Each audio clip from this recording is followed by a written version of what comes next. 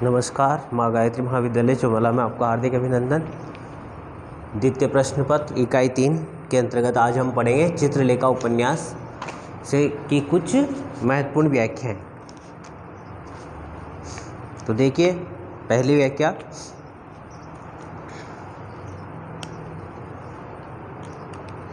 चित्रलेखा उपन्यास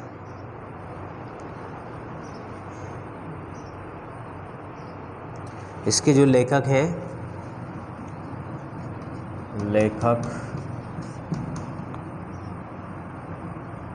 भगवती चरण वर्मा। भगवती चरण वर्मा द्वारा रचित चित्रलेखा उपन्यास। तो देखिए, इसकी व्याख्या करते हैं हम। सबसे पहले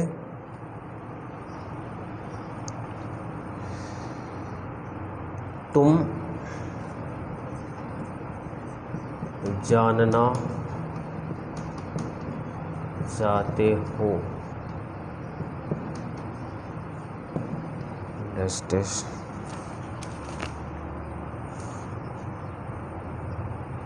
पाप का पता लगा सकोगे।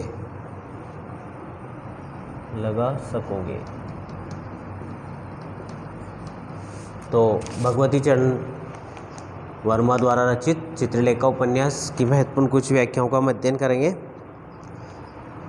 तो देखिए,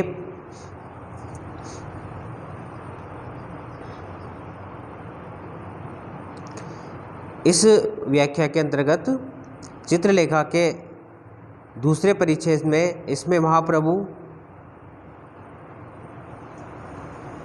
रलाम्बर अपने शिष्य विशाल देव के साथ योगी कुमारगिरी की कुटी में पहुंच जाते हैं और परस्पर कुशल और क्षेम जानने के बाद कुमारगिरी ने रलाम्बर से उसके आगमन का कारण पूछा। आचार्य ने कहा, मैं अपने शिष्य को आपसे दीक्षित कराने के लिए यहाँ पर लाया हूँ। कुमारगिरी ने विशाल देव की ओर देखकर पूछा, वत्स जीवन को किस समस्या से को सुलझाने के लिए तुम्हें मेरे पास आना पड़ा है? विशाल देव ने कहा, मैं जानना चाहता हूँ कि पाप क्या है।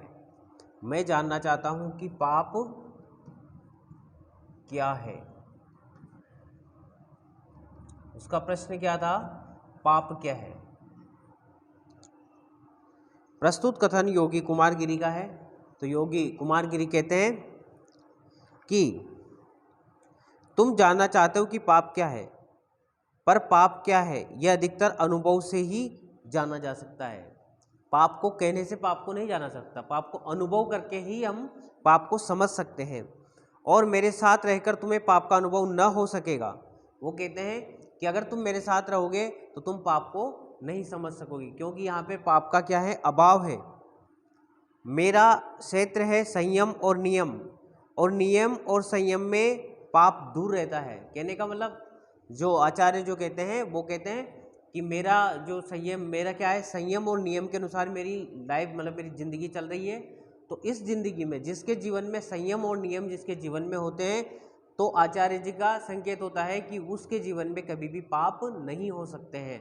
और जिसका जीवन असंयमी होता है और बिना नियम के पालन, बिना अनुशासनहीनता की दिशा में जो जाता है, वही व्यक्ति पाप कर सकता है। तो कहते हैं कि फिर भी आचार्य का अनुरोध है कि तुम्हें अपना शिष्य बनाऊं। शिष्य बनाने के पहले तुम और आचार्य पर यह स्पष्ट कर देना उचित होगा कि मैं तुम्हें पुण्य का रूप दिखला दूंगा, और पुण्य को जानकर तुम पाप का पता लगा लेना, अर्थात तुम उसका पता लगा सकोगे। तो कई लेखक कहते हैं कि विशाल देव ने कहा कि बात सुनकर कुमारगिरी हंसने लगे। उन्होंने विशाल देव से कहा कि वत्स, तुम पाप के विषय में जानना चाहते हो, परंतु पाप के विषय में कुछ कहना संभव नहीं है, क्योंकि पाप ऐसा विषय नहीं है जिस पर बातचीत की जाए, कहा या सुना जाए। पाप अनुभवजन्य है। वो क्या कहते हैं कि पाप को अनुभव कर सकते हैं, पाप के ऊपर कोई दृष्टांत नहीं दिया जा सकता, कोई उदाहरण नहीं दिए जा सकते, पाप को अनुभव किया जा सकता है। अपने अनुभव से ही तुम पाप का पता लगा सकोगे कि पाप क्या है। अगर आप उस चीज़ को अनुभव करोगे और अपनी अंतरात्मा से अगर प्रश्न करोगे तो आप ये पता लगा सकते हो कि पाप क्या है और इसका स्वरूप क्या है, और इसको तुम अपने अनुभव से ही समझ सकते हो, किसी के बताने से नहीं समझ सकते। मैं एक योगी हूँ और संसार में विरक्त और त्यागी हूँ। वो क्या कहते हैं कि मैं क्या हूँ, ये एक योगी हूँ, मेरे पूरे संसार को त्याग दिया है, मैं विरक्त हो गया हूँ और बिल्कुल योगी का रूप मैंने धारण किया है। मेरा क्षेत्र संयम और नियम का है। मेरा क्षेत्र कैसा है, संयम और नियम का है, तथा अनुशासन पूर्ण में जिंदगी जीता हूँ, तथा पाप इनसे दूर रहता है। आचार्य जी का कहने का मतलब यह है कि जहाँ पर नियम और संयम जहाँ होता है वहाँ पर पाप आसपास कहीं भी नहीं फटकता है। संसार से विरक्त और त्यागी हूँ, मेरा ऐसा जीवन, मेरा संयम और नियम है, तथा पाप इनसे दूर रहता है। पाप का क्षेत्र भोग विलास आमोद प्रमोद है, जिसका मेरे जीवन में कोई संबंध नहीं है। अर्थात मनुष्य के जीवन में, जिसके जीवन में भोग विलास की भावनाएं दूर हट जाती है, उसके जीवन में कभी पाप नहीं होता है। पाप कहाँ निवास करता है, जहाँ पर जिसके जीवन में भोग विलास की और वासनाएं जहाँ बसती है वहाँ पर पाप होने की ज़्यादा संभावना रहती है। आचार्य रलाम्बर का अनुरोध है कि मैं तुम्हें अपना शिष्य बनाऊं। आचार्य का आदेश मुझे शिरोधार्य है, लेकिन इससे पहले मैं तुम्हें आचार्य का ये स्पष्ट कर देना चाहता हूं कि तुम्हें पाप का स्वरूप नहीं बता पाऊंगा। मैं तुम्हें पुण्य का स्वरूप बताऊंगा और तुम उस पुण्य के स्वरूप के आधार पर ही समझ लेना कि पाप क्या है और पुण्य क्या है। तो देखिए अगली व्याख्या देखिए, इसकी जो भाषा थी वो भाषा शैली है वो सरल और सहज और सुबोध है, और इसके अंदर योगी कुमार गिरी की चित्रगत विशेषताएं उजागर हुई है। वह पाप से दूर है और जिसका क्षेत्र संयम और नियम है। उन्होंने क्या स्पष्ट किया है कि पाप का जो क्षेत्र है वो किससे दूर रहता है, संयम और नियम का जहाँ पालन किया जाता है वहाँ पर पाप उसके पास कभी नहीं आ सकता है। तो ये था पाप क्या है। अगली जो व्याख्या है वो है वासना पाप है। वासना पाप है।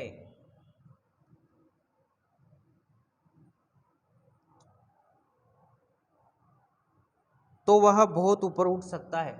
तो वह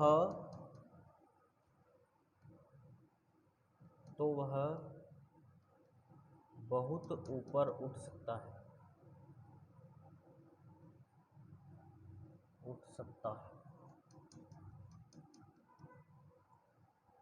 तो देखिए अगली व्याख्या में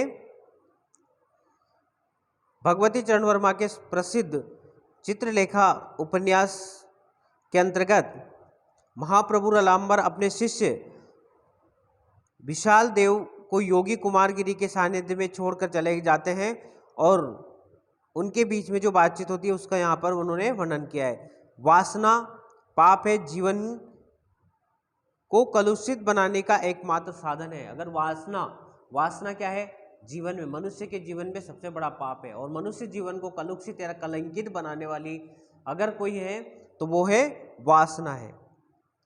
वासनाओं से प्रेरित होकर मनुष्य ईश्वरीय नियमों का उल्लंघन करता है। अगर उसके अंदर भोग विलास और ऐसी भावनाएं, आमोद प्रमोद की भावनाएं जब उसके अंतर्गत आ जाती है तो वो ईश्वर के जो नियम बनाए हुए हैं, प्रकृति के जो नियम बनाए हुए हैं और भगवान ने जो नियम बनाए उन नियमों को वो तोड़ देता है, और यही उसके लिए पाप बन जाता है।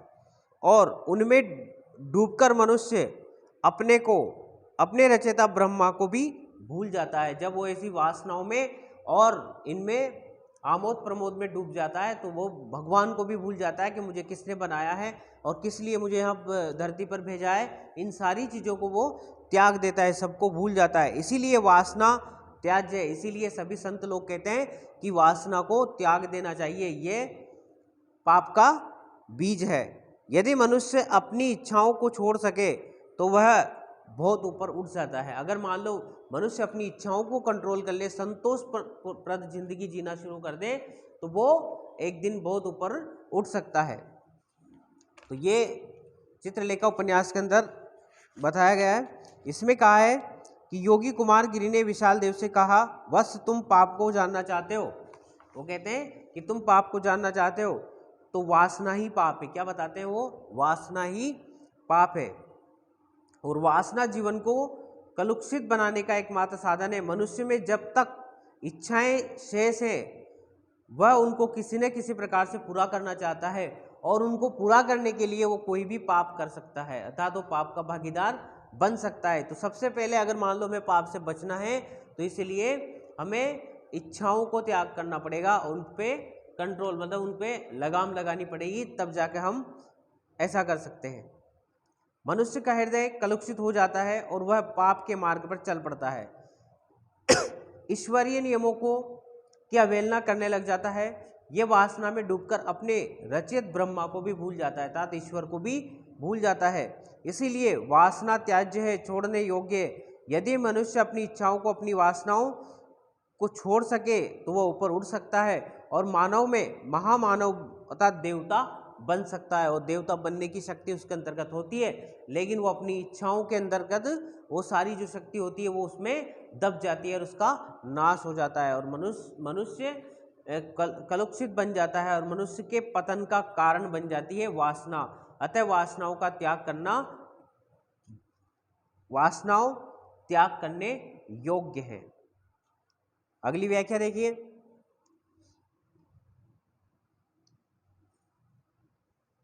अगली व्याख्या में धर्म समाज द्वारा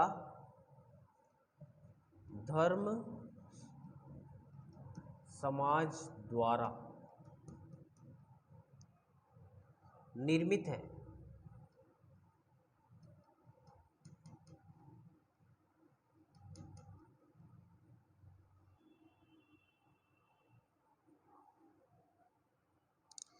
धीरे धीरे धर्म का रूप बदल जाता है, धीरे धीरे धर्म का रूप बदल जाता है। तो देखिए धर्म क्या है? धर्म समाज द्वारा निर्मित है। धर्म को किसने बनाया है? समाज के लिए बनाया गया है और समाज ने इसका निर्माण किया है। धर्म में ने नीति शास्त्र को जन्म नहीं दिया है, वरन इसके विपरीत नीति शास्त्र ने धर्म को जन्म दिया है। नीति के मार्ग पे चलना ही धर्म है। कहने का मतलब क्या है? नीति के मार्ग में जो नीति की परिपाटी है, नीति की जो योजनाएं बनाई गई है, नीति शास्त्र की जो रचना जिसको उद्देश्य को रखे गई है, लिखी गई है, वो सब क्या है? धर्म है। समाज को जीवित रखने के लिए समाज द्वारा निर्धारित नियमों को ही नीति शास्त्र कहते हैं। इस नीति शास्त्र का आधार तर्क है धर्म, और धर्म का आधार विश्वास है। धर्म किस पर टिका हुआ रहता है? विश्वास के ऊपर। अगर आपके अंदर विश्वास है तो आप धर्म को जान सकते, मान सकते हैं, उसके ऊपर जी सकते हैं। और विश्वास के बंधन से प्रत्येक मनुष्य को बांधकर उसमें अपने नियमों का पालन करना ही समाज के लिए हितकर होता है। इसीलिए ऐसी भी परिस्थितियां आ सकती है जब धर्म के विरुद्ध चलना पड़े, समाज के लिए कल्याणकारक हो जाता है और धीरे धीरे धर्म का रूप बदल जाता है। तो देखिए प्रस्तुत व्याख्या के अंदर कवि लेखक कहते हैं, पाटलिपुत्र राज्य की प्रथा है के अनुसार महाराजा चंद्रगुप्त मौर्य ने महायज्ञ के बाद दर्शन पर तर्क करने के लिए सभा का आयोजन किया।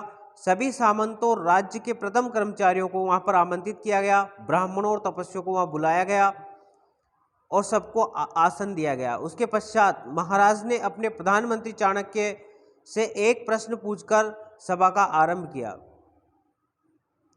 चाणक्य अपने नीति शास्त्र के लिए प्रसिद्ध थे, लेकिन नीति शास्त्र के आदर्शों और धार्मिक सिद्धांतों के अनेक जगह मतभेद हैं। महाराज ने चाणक्य से पूछा, नीति शास्त्र और धर्म सिद्धांतों में क्या मतभेद है और इसका कारण क्या है? यह प्रश्न उन्होंने किया। और आपका नीति शास्त्र धर्म के अंतर्गत अथवा नहीं, इसमें महामंत्री चाणक्य महाराज के प्रश्नों के उत्तर देते हुए कहते हैं, वो कहते हैं कि चाणक्य ने उत्तर देते हुए कहा, महाराज धर्म और नीति शास्त्र दोनों ही समाज के द्वारा बनाए गए हैं, दोनों ही समाज के द्वारा निर्मित है। चाणक्य ने क्या कहा कि धर्म और नीति शास्त्र दोनों ही समाज के द्वारा निर्मित है, और समाज ने अपने को जीवित रखने के लिए जिन सिद्धांतों को निर्धारित किया है, नियम बनाए हैं, उसी को नीति शास्त्र कहते हैं। क्या कहा चाणक्य ने? कहा कि भाई सिद्धांतों को, जिन सिद्धांतों को निर्धारित किया गया है, और उन नियमों को उन्होंने बनाए हैं, उसी को नीतिशास्त्र कहते हैं। उसके पश्चात नीतिशास्त्र ने धर्म को जन्म दिया। सबसे पहले नीतिशास्त्र बना, नीतिशास्त्र ने धर्म को बनाया, जिससे कि लोगों की आस्था अपने कर्तव्य और ईश्वर के प्रति बनी रहे, इसीलिए धर्म की स्थापना हुई। नीतिशास्त्र और धर्म में अंतर है। नीतिशास्त्र का आधार तर्क है। नीतिशास्त्र के सारे सिद्धांत नियम और तर्क पर आधारित है। इसके विपरीत धर्म का आधार विश्वास है। धर्म का जो आधार है वो क्या है? विश्वास है। और विश्वास के बंधन में बंधकर ही मनुष्य नियमों का पालन करता है, और यही समाज के लिए हितकर भी होता है। परिस्थितियां के बदल जाने पर कभी कभी धर्म के सिद्धांतों के विरुद्ध चलना भी हितकर हो जाता है। यही कारण है कि मेरे नीतिशास्त्र में कई स्थान पर धर्म शास्त्र के विपरीत कथन भी मिलते हैं। मतलब बहुत सारे ऐसे कई उदाहरण मिलते हैं शास्त्र के अंतर्गत जो धर्म के विरुद्ध काम किए गए हैं, तो वो भी कभी कभी मतलब कोई परिस्थिति ऐसे पैदा हो जाती है तो धर्म के विरुद्ध भी काम करना पड़ता है, तो उसको भी धर्म ही माना जाता है। व्यक्ति का धर्म है, लेकिन जब किसी व्यक्ति के प्राण रक्षा के लिए असत्य बोला जाता है तो वह असत्य सत्य से बड़ा धर्म बन जाता है। अगर मान लो एक असत्य बोलने से किसी के प्राण बच रहे हो, अगर किसी की जान बच रही हो, तो अगर सत्य बोल दिया तो वो सबसे बड़ा धर्म हो गया। सत्य से भी बड़ा धर्म वो उसका हो जाएगा उस समय। वही असत्य सत्य से बड़ा धर्म बन जाता है। और सिद्धांत पर परिस्थिति में जीवन में अपनाए नहीं जा सकते, उनमें परिवर्तन अपेक्षित होता है। जब धर्म के विरुद्ध चलना समाज के लिए कल्याणकारी हो जाता है तो धीरे धीरे धर्म का रूप भी बदल जाता है। और मेरे नीति शास्त्र में धार्मिक सिद्धांतों को कहीं कहीं जो अवहेलना मिलती है उसका यही कारण है। तो देखिए, प्रस्तुत व्याख्या में चाणक्य ने कहा कि धर्म और नीति शास्त्र के संबंध को स्पष्ट किया, और उन्होंने कहा कि नीति शास्त्र ने ही धर्म को जन्म दिया है। परिस्थितियों में परिवर्तन के कारण व्यक्ति का धर्म बदल जाता है और धर्म परिवर्तनशील है। क्या बताया धर्म की विशेषता? धर्म क्या है? परिवर्तनशील है। धर्म में परिवर्तन होते रहते हैं, धर्म परिवर्तनशील है। एक विशेषता इसकी प्रकट होती है कि धर्म कैसा है? परिवर्तनशील है। दार्शनिक सिद्धांतों की विवेचना प्रस्तुत उपन्यास की अपनी विशेषता है। भाषा जो इसकी शैली है, भाषा शैली, वो सरल और सुबोध है। अगली व्याख्या देखिए, जो ईश्वर पर विश्वास करता है उसी में आत्मशक्ति होती है, नास्तिक में आत्मशक्ति नहीं होती है। क्या बताया गया है कि जो भगवान के ऊपर विश्वास करता है उसके अंदर ही आत्मशक्ति, उसकी आत्मशक्ति मजबूत होती है, और जो नास्तिक व्यक्ति होता है उसकी आत्मशक्ति मजबूत नहीं होती है। तो वह कल्पना अवश्य प्रभावी होती है जहाँ कल्पना मर चुकी है। नास्तिकता का काला आवरण वह जहाँ कल्पना का दम घोट चुका होता है, वहाँ मनुष्य के लिए ईश्वर को जान सकना असंभव हो जाता है। जिन लोगों ने इस समय सत्य और ईश्वर को नहीं देखा, उनकी कल्पनाएं मर चुकी है, वे नास्तिक हैं, और नास्तिक में आत्मविश्वास का होना असंभव है। तो देखिए, प्रस्तुत व्याख्या के अंतर्गत सम्राट चंद्रगुप्त मौर्य की सभा में जब चित्रलेखा का नृत्य हो रहा था, तब योगी कुमारगिरी अपने स्थान पर खड़े हो गए और उन्होंने गंभीरतापूर्वक मंत्री चाणक्य को संबोधित कर कहा, मैं ईश्वर को जानता हूँ और तुम्हें तथा सारी सभा को संतुष्ट करने के लिए इसी स्थान पर ईश्वर को दिखा सकता हूँ। महाराज ने कुछ समय के लिए नृत्य को स्थगित कर दिया, अर्थात जो नृत्य चल रहा था उसको रोक दिया गया, और आदेश दिया कि योगी ने पंडितों और सामंतों की उपस्थिति में अपने स्थान पर खड़े खड़े एक तीव्र अग्नि शिखा प्रकट की और कहा, यह सत्य है, लेकिन चाणक्य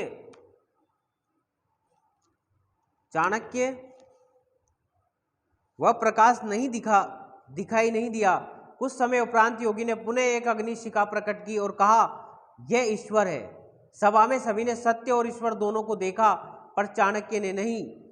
लोग कहने लगे, मंत्री झूठ बोलते हैं, क्योंकि हमने सत्य और ईश्वर दोनों को देखा है। इसी समय चित्रलेखा उठ खड़ी हुई और उसने कहा, मंत्री चाणक्य को सभी लोग झूठा ठहरा सकते हैं, पर मैं नहीं। क्यों? फिर उसने योगी से पूछा, क्या वास्तव में तुमने भी सत्य और ईश्वर को, उस स्वरूप को देखा है जिसको तुमने सारी सभा को दिखलाया है। योगी के नहीं कहने पर सारी सभा में विचित्र हलचल मच जाती है। तो देखिए आगे का घटनाक्रम क्या होता है, देखिए वहां क्या होता है। योगी ने कहा, हाँ ये सत्य है कि मैंने जिस सत्य और ईश्वर को दिखलाया है वे कल्पना जन्य है। कहने का मतलब कोरी कल्पना है ना, उसका कोई स्वरूप नहीं है। जो लोग आस्तिक है, ईश्वर में विश्वास करते हैं, उन्हीं में आत्मशक्ति होती है। अर्थात जो भगवान को मानते हैं, भगवान के अंदर विश्वास करते हैं, वही उनके अंदर आत्मशक्ति होती है। लेकिन जो व्यक्ति नहीं मानते हैं वो नास्तिक होते हैं और ईश्वर में विश्वास नहीं रखते, उनमें आत्मशक्ति भी नहीं होती है। लेकर कहना चाहते हैं कि जो ईश्वर को नहीं मानते उनकी आत्मशक्ति भी मजबूत नहीं होती है, क्योंकि उनको किसी पर फिर विश्वास नहीं होता, तो वो कार्य को अपनी आत्मशक्ति के अनुसार संपन्न नहीं कर सकते हैं।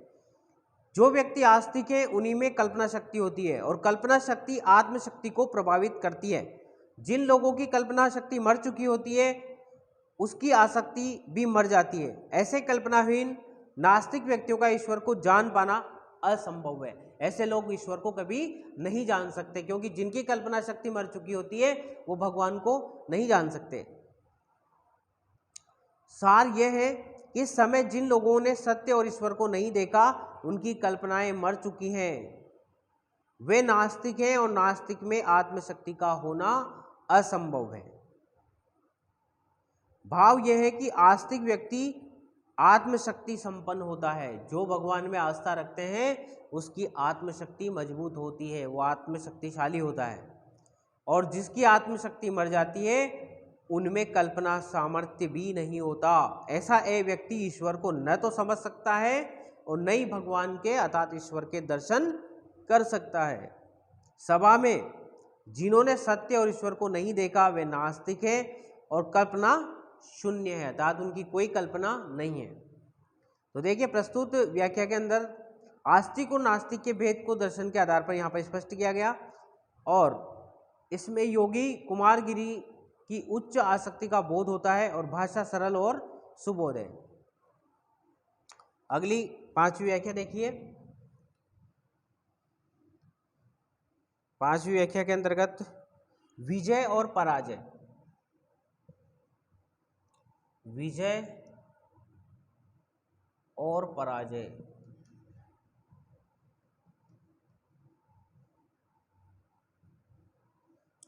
विजय और पराजय कभी नहीं, कभी नहीं, कभी नहीं, कभी नहीं। तो देखिए प्रस्तुत गद्यांश के अंतर्गत महाराज चंद्रगुप्त की सभा में योगी कुमारगिरी ने अपने आत्मशक्ति सत्य और ईश्वर के दर्शन करा दिए थे, लेकिन महाराज ने इसे योगी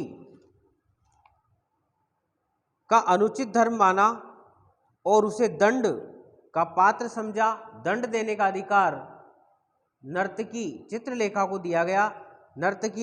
चित्रलेखा ने सोने का विजय मुकुट कुमारगिरी के मस्तक पर रख दिया और उसे दंड दिया। अपमानित और पराजित योगी कुमारगिरी अपनी कुटी में आ गए और उस समय उनके हृदय में हलचल मची हुई थी कि अंतर्द्वंद छिड़ गया था कि उनका मन अपनी पराजय को किसी भी प्रकार स्वीकार नहीं कर रहा था, अर्थात वो किसी भी प्रकार से उसको स्वीकार करने के लिए तैयार नहीं थे।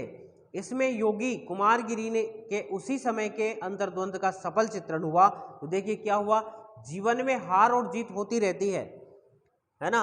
विजय और पराजय मनुष्य के पार्ट, जीवन के मतलब पार्ट है ना। कभी उसकी जीवन में हार होती है तो कभी उसके जीवन में जीत भी होती है और ये दोनों स्वाभाविक है। विचित्र भी है, अपने ज्ञान से कुमारगिरी को शायद पराजित नहीं किया था, उसने कुमारगिरी को पराजित किया था अपनी उदारता से। सोने का विजय मुकुट कुमारगिरी के मस्तक पर को अब भी सुशोभित कर रहा था। कुमारगिरी को उस मुकुट की याद आई और कुमारगिरी को क्रोध हुआ और उसने मुकुट अपने सिर से उतारकर पृथ्वी पर पटक दिया। इससे उसने फिर सोचना आरंभ किया। पराजय यह शब्द क्षेत्र में न था, विजय के लिए उसने सांसारिक सुखों को तिलांजलि दे दी थी। तो देखिए इसमें क्या हुआ, कुमारगिरी को महाराज की सभा में जो हार हुई थी वह हार अपने विचित्र और अद्भुत थी। योगी को हार ज्ञान के क्षेत्र में तो संभव थी, लेकिन योगी ज्ञान के क्षेत्र में पराजित नहीं हुआ था। उसे किसी पुरुष ने अथवा ज्ञानी ने ज्ञान के क्षेत्र में पराजित नहीं किया था, अपितु एक स्त्री ने ज्ञान से इतर क्षेत्र से पराजित किया था। मतलब ज्ञान से अलग क्षेत्र जो था उससे उसको क्या किया था, पराजित किया था। कैसे? संभवतः स्त्री ने कुमारगिरी को अपनी उदारता से पराजित किया था। अंतर्द्वंद इस स्थिति में अचानक उसका हाथ सिर पर गया और सोने का मुकुट अभी भी उसके मस्तक पर सुशोभित हो रहा था। उन्हें क्रोध हुआ और उन्होंने उस मुकुट को उतारकर पृथ्वी पर फेंक दिया और अपनी पराजय पर फिर से सोचना आरंभ कर दिया। क्या वास्तव में पराजित हुआ हूँ? अतः तो सोचते हैं कि क्या मैं वास्तव में पराजित हुआ? वो सोचते हैं कि मैं ज्ञान से पराजित नहीं हुआ हूँ, मैं अन्य क्षेत्र से पराजित हुआ कि उसी वजह से मैं आज मेरा ज्ञान कम हो गया है। पराजित शब्द से उसका परिचय नहीं हुआ। वह विजय चाहता था और विजय के लिए ही उसने सांसारिक सुखों को छोड़ दिया था और उसकी सारी तपस्या विजय के लिए थी। फिर उसे पराजित क्यों होना पड़ा? वो सोचते हैं कि फिर मैं पराजित क्यों हुआ, जब मेरी सारी जो मैंने साधनाएं की है, तपस्याएं की है, वो सब मुझे जीतने के लिए थी। मैं जीतना चाहता था, विजय होना चाहता था, लेकिन मैं आज किस ऐसी कौन सी गलती, अर्थात मैंने ऐसी कौन सी गलती कर दी जिस कारण से मुझे हार का सामना करना पड़ा? मेरा ज्ञान का क्षेत्र तो ऐसा नहीं हो सकता। फिर उसे पराजित क्यों होना पड़ा? उसके अहंकार ने कहा कि मैं पराजित हो ही नहीं सकता, मेरी पराजय हो ही नहीं सकती है, मैं विजय हूँ और सदा विजय रहूँगा, अर्थात मैं कभी भी हारा नहीं हूँ और कभी भी नहीं हारूंगा। तो देखिए अगली व्याख्या, देखिए अगली व्याख्या के अंतर्गत स्त्री शक्ति है, स्त्री शक्ति है, स्त्री शक्ति है। दोनों ही व्यक्ति अपूर्ण है, दोनों ही व्यक्ति अपूर्ण है। तो देखिए इसमें स्त्री शक्ति है और वो सृष्टि है। यदि उसे संचालित करने वाला व्यक्ति योग्य है, वह विनाश है। यदि उसे संचालित करने वाला व्यक्ति अयोग्य है। मतलब कहने का मतलब लेखक क्या कहना चाहते हैं यहाँ पे? लेखक कहते हैं स्त्री में वो शक्ति है, वो सृष्टि है, अगर उसे संचालित करने वाला योग्य है। मतलब कहने का मतलब उसको जो कंट्रोल करने वाला, उसको चलाने वाला अगर योग्य व्यक्ति है तो वो सबसे बड़ी शक्ति है। और यदि वह विनाश है, यदि उसे संचालित करने वाला अयोग्य है तो वो विनाश का कारण भी बन जाती है। इसीलिए जो मनुष्य स्त्री से भय खाता है, अर्थात जो डरता है, वह या तो अयोग्य है या फिर वो कायर है। अयोग्य और कायर दोनों ही व्यक्ति अपूर्ण है। यहाँ पर लेखक ने क्या कहा है कि अयोग्य और कायर व्यक्ति जीवन में पूर्ण नहीं है, वो दोनों ही तरह से अपूर्ण है। तो देखिए इसमें योगी कुमारगिरी अपनी पराजय पर आत्मचिंतन कर रहे थे। उसी समय चित्रलेखा उनकी कुटी में आई और उसने पूछा, योगी क्या सोच रहे हो?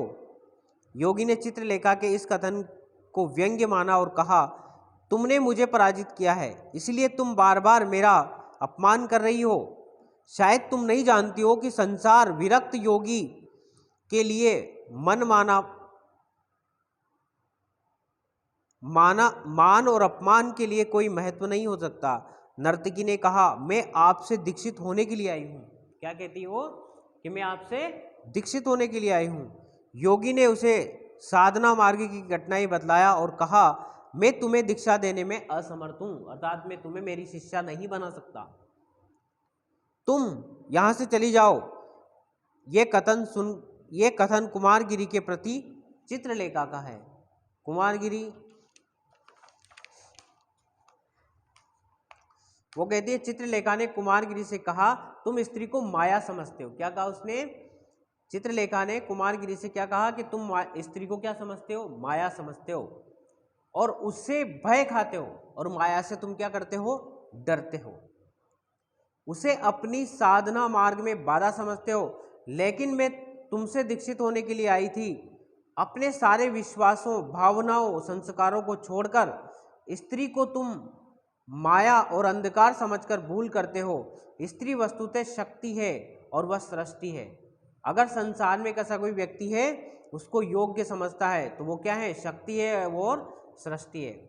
संसार में रचना करने का अधिकार विधाता ने स्त्री को ही दिया है। जब जब देवताओं पर संकट आया तो उन्होंने स्त्री को शक्ति के रूप में पूजा है और वही देवी है और वही दुर्गा है, शक्ति का साक्षात स्वरूप है। यदि स्त्री को संचालित करने वाला व्यक्ति योग्य है तो स्त्री शक्ति की रूप हो जाती है, कल्याणकारी बन जाती है, वरदान देने वाली बन जाती है। लेकिन अगर उसे संचालित करने वाला व्यक्ति अयोग्य हो तो वो महान विनाशकारी भी बन जाती है। और अनेक पौराणिक कथाओं में इसका प्रमाण मिलता है। हमारे विचार से जो व्यक्ति स्त्री से भय खाता है वह अयोग्य है अथवा कायर है, और अयोग्य व्यक्ति संसार में कुछ भी प्राप्त नहीं कर सकता है, उसे सफलता नहीं मिलती है, हर क्षेत्र में उसे पराजय का मुंह देखना पड़ता है। इसी प्रकार कायर भी बार बार मरता है और उसे कुछ करने का साहस नहीं होता है। इसीलिए अयोग्य और कायर दोनों ही अपूर्ण है। शिव भी शक्ति के बिना अपूर्ण है ना। शिव भी क्या कहा उन्होंने, शिव भी शक्ति के बिना अपूर्ण है, शव है।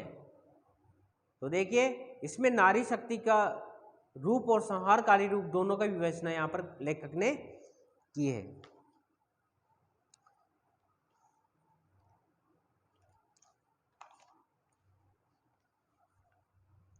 अगली व्याख्या देखिए, मेरा और तुम्हारा साथ शायद असंभव ही है। मैं स्त्री हूं, तुम पुरुष हो, नर्तकी हूं और तुम योगी। मेरा क्षेत्र है वासना और तुम्हारा क्षेत्र है साधना। दोनों में प्रतिद्वंदिता होती है।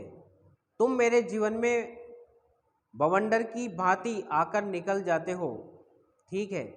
प्रयत्न करूंगी कि भविष्य में तुमसे न मिल सकूं, पर इसके पहले कि हम दोनों अलग हो योगी, मैं तुम्हारे पैरों की धूल अपने मस्तक पर चढ़ाना चाहती हूँ।